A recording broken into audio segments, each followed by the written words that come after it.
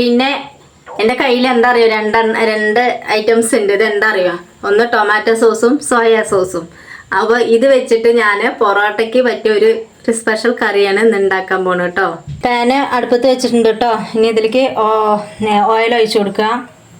എണ്ണ ചൂടായി വന്നിട്ടുണ്ട് കേട്ടോ. ഇനി എന്താ റൈലിലിട്ടുണ്ട് എന്താ തക്കാളി. ഇത് എണ്ണയിൽ വേവിച്ചെടുക്കണം തക്കാളി. തക്കാളി കണ്ടത് ഇങ്ങനെ റൗണ്ടായിട്ട് അരിഞ്ഞെടുക്കണം കേട്ടോ.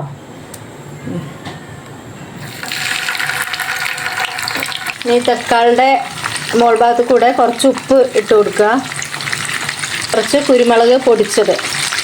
ഇനി തക്കാളി മറിച്ചിട്ട് കൊടുക്കണം.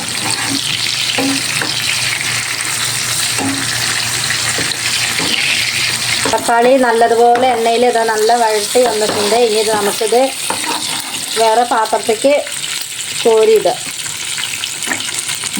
ഇനി എന്താ വെച്ചാൽ തക്കാളി എടുത്തില്ല, ബാക്കി എണ്ണയുണ്ടല്ലോ, അപ്പോൾ വേറെ എണ്ണ ഒഴിക്കൊന്നും വേണ്ട.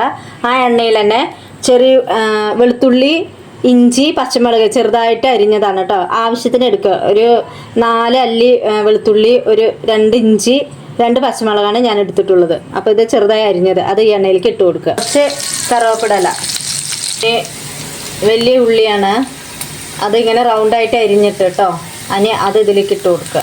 ഉള്ളിയൊക്കെ നന്നായിട്ട് മൂത്ത് വന്നിട്ടുണ്ട്. ഇനി നമുക്കിതിലേക്ക് ചേർക്കേണ്ടത് കുറച്ച് മഞ്ഞൾപ്പൊടി, 1 സ്പൂണ് മുളക് പൊടി, ജീരകം പൊടിച്ചത് ഒരു 1/2 സ്പൂണ്, ആവശ്യത്തിന് കുറച്ച് ഉപ്പ്. ഇനി തക്കാളി എണ്ണയിൽ വേവിച്ചെടുത്തില്ലേ അത് ഇതിലേക്ക് ഇട്ട് കൊടുക്കുക കേട്ടോ. ഇനി കുറച്ച് സോയാ സോസ് ഒഴിച്ചു കൊടുക്കുക കേട്ടോ. ഇനി കുറച്ച് ടൊമാറ്റോ സോസ് ഒഴിച്ചു കൊടുക്കുക. ഇത് റെഡി ആയിട്ടുണ്ട്. എന്താ എല്ലാം സെറ്റായി. ഉപ്പും എല്ലാം ഞാൻ എരിവും പറഞ്ഞ പോലെ എല്ലാം സോയാ സോസും ടൊമാറ്റോ സോസും എല്ലാം ഇതാണ് കേട്ടോ. ഇത് ദോശക്കാണെങ്കിലും പൊറോട്ടയ്ക്കാണെങ്കിലും അടിപൊളിയാണ്.